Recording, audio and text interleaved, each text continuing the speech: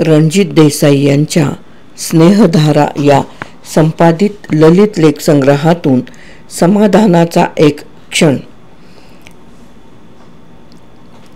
माझ्या रंगल्या रात्री अशा या चित्रपटाचा शुभारंभाचा प्रयोग पुण्याच्या विजय चित्रपटगृहात होता. का कुणास ठाऊक मला अचानक बालगंधर्वांची आठवण झाली. या शुभारंभाच्या प्रयोगाला त्यांनी यावं असं वाटलं. बालगंधर्व आणि माझ्या वडिलांचा अगदी निकटचा स्नेह.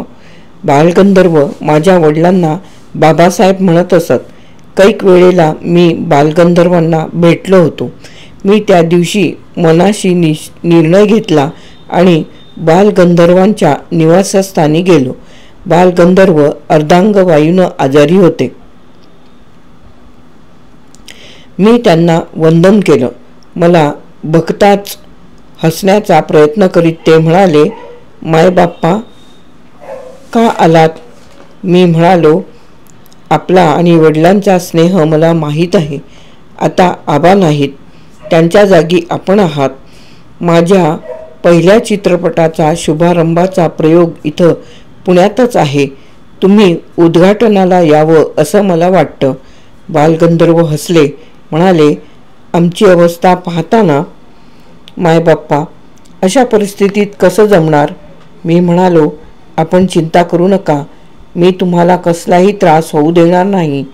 ॲम्ब्युलन्समधून तुम्हाला नेण्याची मी व्यवस्था करीन. व्हीलचेअरवरून थिएटरमध्ये नेईन. उद्घाटन झालं की तुम्ही म्हणाल तेव्हा परत पोहोचवीन. निश्वास सोडून बालगंधर्व म्हणाले, बाळा, बाबासाहेबांचा तू मुलगा, तुला मी नाही कसं म्हणू? मला घेऊन जा. मला झालेला आनंद मी लपवू शकलो नाही. बालगंधर्वांनी विचारलं, बाळा, तू काय करतोस? मी लिहितो, मी सांगितलं. छान. बालगंधर्व म्हणाले, असं कर, कागद पेन घे. मी क्षणभर गोंधळलो. माझ्याकडे न पाहता बालगंधर्व म्हणाले, मी सांगतो तेवढं लिहून घे. मी कागद घेतला, खिशाचं पेन काढलं. बालगंधर्व सांगत होते, तुलसी हाय गरीब की, कभी न खाली जाय, मोवा ढोर चाम से लोहा भस्म हो जाय. बाळा, तुलसीदास म्हणतात, मेलेल्या ढोराच्या कातड्यानं सोडलेल्या निश्वासानं जर लोखंडाचं भस्म होतं, तर आत्म्यानं सोडलेल्या निश्वासानं, तळतळाटानं काय होणार नाही? मायबाप्पा, आता पुण्याई राहिलीये ती फक्त गाण्यात. बाकीचं शरीर अनेक अपराधांची शिक्षा भोगतंय. बालगंधर्व स्वतःला हरवून बोलत होते.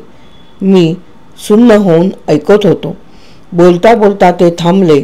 माझ्याकडे बघत ते म्हणाले, मायबाप्पा, मी येतो, काळजी करू नका. चित्रपटाच्या उद्घाटनाला बालगंधर्व आले. चित्रपट संपेपर्यंत बसले.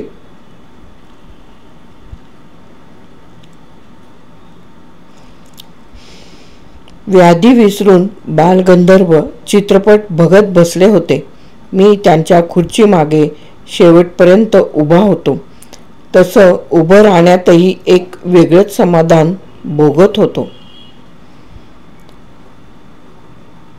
समाधानाचा एक क्षण हा रणजित देसाई यांचा ललित लेख येथे समाप्त.